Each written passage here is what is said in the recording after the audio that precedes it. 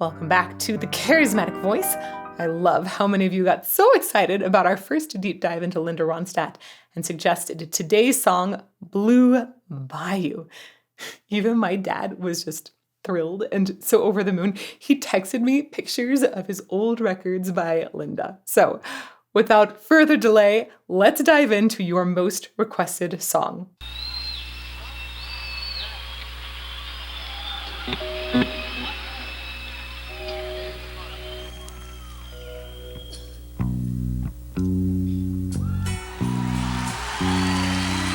It's a little dancey.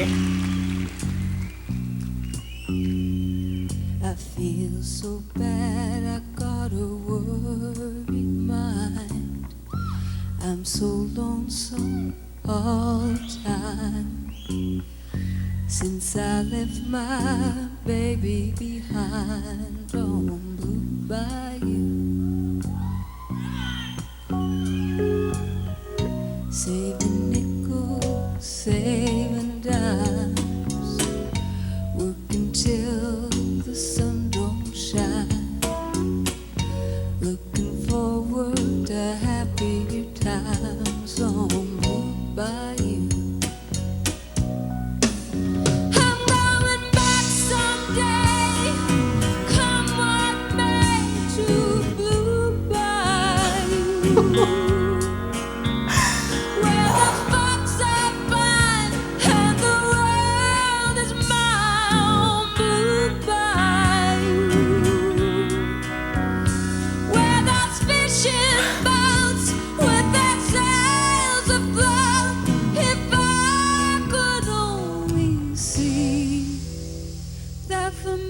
Sunrise through sleepy eyes, how happy I'd be. Oh my goodness. Oh my goodness. Oh my goodness. Oh my goodness. I actually was smiling so hard I started to have tears. It was wow. This has got to be one of the longest plays until pause that has ever occurred on this channel. I was gonna pause after a couple of the lower phrases, and then she got up into her top belt, and I was floored. It's so amazing. We're gonna go back and we're gonna talk about all of these little moments, but wow, what an incredible first impression of this song so far. I'm delighted. Y'all know what you're talking about. Dad, you know what you're talking about. Love you. I was at first thinking, oh man, that's quite a bit of extra sound. And then when she gets going, it just disappears. Like I don't keep track of it at all. She's just enchanting. I love this little groove that's set up here. Right? It draws you in. I feel so bad, I got a worried mind. I'm so lonesome all the time. Since I left my baby behind on Blue Bayou. I love hearing this and knowing, there's no pitch correction that's been done here. It's very transparent on her voice. Every now and then there'll be a pitch that's just a tiny bit sharp. It almost sounds like she's just a little nervous or excited for this moment. And that actually adds to the performance. It's when there's just a tiny bit of inflection like that in the pitch, it's exciting, I think, to people. And it draws us in even more. We feel that extra energy. It's super awesome. And then this part with Blue Bayou, she does this Blue Bayou at the end that is just slightly spoken. I love that inflection too. I also think it's fascinating to hear how she keeps her vibrato so controlled, and then there are moments when it's lower, which it's going to be a little harder in her voice. This is going to be that much, much lower portion that's going to be more difficult to have that control, but it does have wonderful control of when the vibrato is there or not. And the vibrato also sounds like there's just a little adrenaline running in it. It's exciting, particularly exciting for how low it is. all time since I left my baby behind on Blue Bayou. That's like the perfect amount of hinting at the pitch, but not actually giving it to you. All time since I left my baby behind on Blue Bayou. And I love how clear her words are. Every single word has been so clear so far. And the timing of it is right in the pockets. Like it's just grooving exactly on. Additionally, she's got a bass underneath her. And then she's singing. It's so nerve-wracking as a singer to sing something that has no support underneath, right? We really just got, I guess there's a little bit of a drum as well, a little bit of percussion, but there's not a bed of strings that you can just lean into. It would almost feel like you're just kind of hovering in space, and her voice takes that melody and that pitch and just fills it in so beautifully with perfect timing and clarity. All time since I left my baby behind on Blue Bayou. Yeah, excellent timing with her consonants. Saving nickels, saving dimes. Oh, this really makes me want to dance. Until the sun don't shine. It's just like little moments like that don't shine. It's so tasteful. Work until the sun don't shine. Looking forward to happier times on Blue Bayou. A little more pitch with that one now. I'm going back someday. Come what may to Blue Bayou. And I think that's probably about the time that I started to feel tears behind my eyes because it's so dang good. First, she starts on this belt with so much efficiency in her sound. I don't hear those chords fraying apart at all. That's like such a clean tone while still saying in her lower register, she's not flipping over. It is fantastic and healthy and clear. It's like got to be one of the most perfect belts. And she went from this super personal, gentle lower part of her voice and then took the same register up to this in just a couple of seconds. It's ridiculous. But then the thing that really gets me is that as she's going through the phrase, she actually pulls back on the dynamic and gets a little softer with this control and this longing. It's like, oh my goodness. Like, that's wow.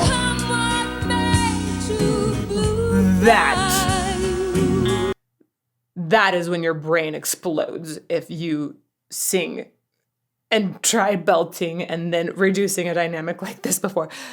That is so hard to control. The amount of vocal control she just demonstrated it's out of this world. Like, this is a great competition song, by the way, you guys. If you're ever thinking, oh, what would be a great competition song? This, because that moment shows how good of a singer you are.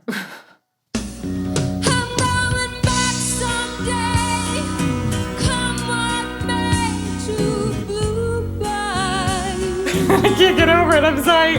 Wow.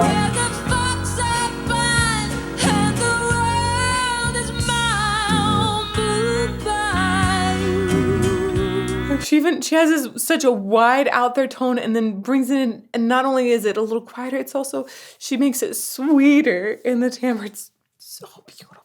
Where the fox are fine and the world is my own blue bayou. Where those fishing boats with their sails of higher. If I see that familiar. And the way she goes down there and adds a little more air to the tone, make it even sweeter. It's like got such an incredible emotional journey in this moment. It's not just technically wowing, it's emotionally really attached. It's human, and it's ultimately getting this message of longing. Longing has so many different emotions surrounding it, so she's like expressing all of them. It's beautiful. Bounce with their sails afloat. If I could only see Wow. that familiar sunrise through sleepy eyes, how happy I'd be. Gosh. Gonna be with some of my friends. Gonna see my baby again. Maybe I feel better again on Blue Bayou. Saving nickels, saving dimes, working till the sun don't shine. Looking forward to happier times on Blue Bayou. A note about going back down after you've wailed up high. It is harder to achieve this verse than the intro verse, because once somebody has really laid it on some of those higher notes, especially if they're loud higher notes, there's going to be a little bit of natural inflammation that starts to happen, and the voice is not going to be as strong down low. I heard no difference in the vocal quality between the first and second verse. It was like she just didn't care. But if you look at operas and how they're written, a lot of times it'll sit like a little lighter when it comes to low notes towards the end of the opera. Often, it disguises itself as a soprano dying, but it works. So things are often written in such a way that you're not going to hang out in your lowest, strong, meaty parts towards the end of a set or the end of a song or right after you've just wailed on a bunch of high notes. She comes back into the second part with so much ease, like it really didn't matter to her one bit. And it's still so clear. With the exception of this little bit of, it sounded like an audio flub, essentially, where it kind of had some noise reduction or something that kicked in. Working till the sun don't shine. Looking forward to happy times on Blue Bayou. I'm going back someday, come what may, to Blue Bayou, where the fox are fine and the world is mine on Blue Bayou. Love the addition of the harmony there. I was thinking, where do you go with this chorus the next time? It was so wowing the first time. The melody or the harmony does a lot to add to it. I'm also noticing that she set the words so beautifully. I wonder if they're written together with the melody, because oohs are closed vowels and they can be really good for bringing the tone down a little bit. A lot of times when she goes into blue, that's about the time that she starts reducing that dynamic and really making it a little bit more weepy. It's a closed vowel, meaning that literally the mouth is more closed, and it's more difficult then for sound waves to just blast out. Check out where she's setting Blue Bayou and what happens every time she hits an ooh. Going back someday, come what may, to Blue Bayou, Yeah, it gets a little weepy, right? On that ooh. where the fox are fine and the world is mine on Blue Bayou, Really sweet. where those fishing boats with their sails afloat. If I could only see. There is is this almost like extra overtone, like almost a metallic overtone in her belt. There's so much brilliance in the tone there. If we were to take this out and just extrapolate the vocal line on its own, put it into some sort of frequency viewing editing software, probably some sort of spectrogram, right? I personally love doing this in Isotope RX. Not sponsored, although we have partnered with them before. I really like this product, Isotope RX. I use 10 right now. It's amazing for editing audio and looking at the different frequencies. And you can really see in voices not only what pitch they're singing, but the overtones and how bright or how loud those overtones are. In this section, I feel like if I were to look at this, you would see just brilliant overtones, which are contributing to that sort of metallic, shiny edge in her sound. When it's really in that bright high belt.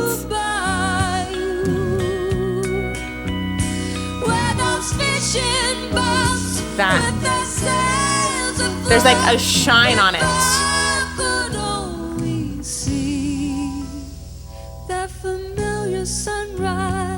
Such good control.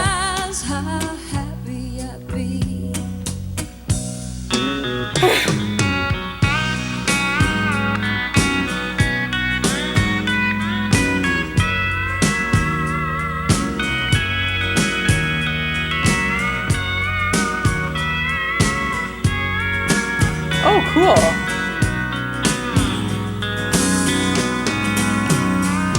I have seen something played like this before, but I think it's very uncommon to see.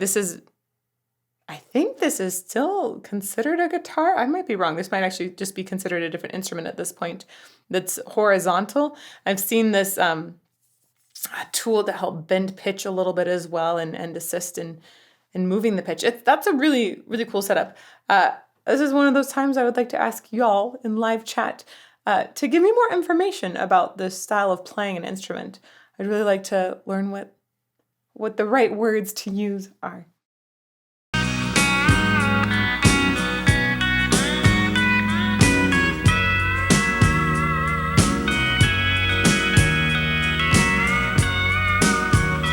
This almost feels like it could be an island in Hawaii.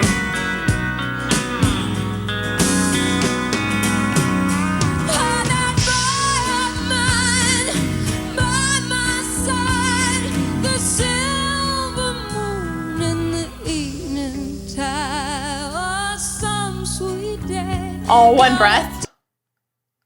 I was going to stop to talk about another thing, but still, all one breath there. She connected it. Ridiculous. I think we can learn so much about incredible vocal technique just by watching her. I've mentioned this before as well. Her face is actually very still. I think it's important to have expression in your face to relate your message, but a lot of times people put so much extra tension into their face that then contributes to tension in the voice and can really disrupt things. So it's a good challenge to have a still face while you're singing. You might have lifted the cheeks or, of course, moving around your lips, and etc. But try not to have like the furrow lines. I've been guilty of that so much in life. It can be very, very good practice to actually practice in front of a mirror, as awkward as that is, to see what kinds of funny things your face might be doing. Additionally, her body is actually very still. Down low, where the support system is going, that is very active. But you don't see it too much on her. I think the outfit is designed purposely like that. And she is wailing, like really singing extremely well right here and singing very, very loudly. And she's a pretty thin lady. I used to get asked all the time when singing opera, first people would say, I was so surprised that so much sound came out of such a little thing. Like, okay. And then people would say, does your weight affect your voice? And actually, short answer is yes, it does affect your voice, but you don't need to weigh more to be a better singer. And if you lose a whole bunch of weight thinking it's going to help you be a better singer, that actually can very much work against people. I don't think that weight is equivalent to louder sound. And I think it's important that we take a look at this slender, still good posture in her body and just go, okay, she really knows how to use her rib cage. That's all. People of all body types and sizes can use their rib cage well. So it's fun to see this and realize that she breaks a lot of ideas about singing that some people have. Let's go back a little more.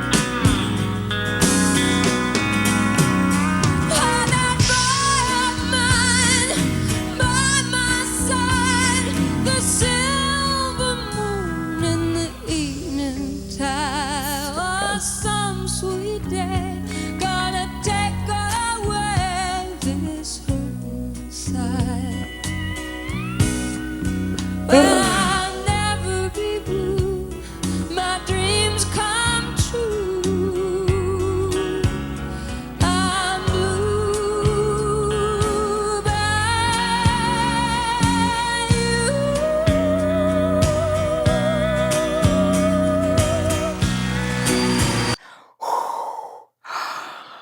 This is gonna breathe for us. What a gorgeous ending. And utilizing that register flip to give us this incredible soaring line that goes higher and has this sort of twang to it, but then goes up into a beautiful, clear, almost ethereal register. That was so good. Such amazing control, both control of the registration and the tone quality and her breath control. Amazing support. That was really special. I'm blue by you. I love the pitch choice too.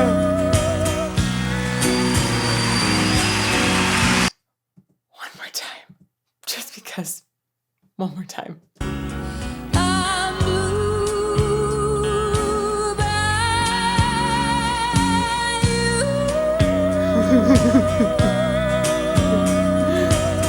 Wow. Wow. Talk about somebody slaying a performance. Wow. I am constantly now being amazed by Linda Ronstadt. I mean, first Mabel in high school, and then introduction to rock Linda Ronstadt with You're No Good. And then this, it's like a combination of so many beautiful vocal techniques. It's utter perfection. Wow. If you want to see some more analysis of what I consider like utter perfection in singing, I'll put up a playlist over here. And may you, like me, continue to fall more in love with music every day.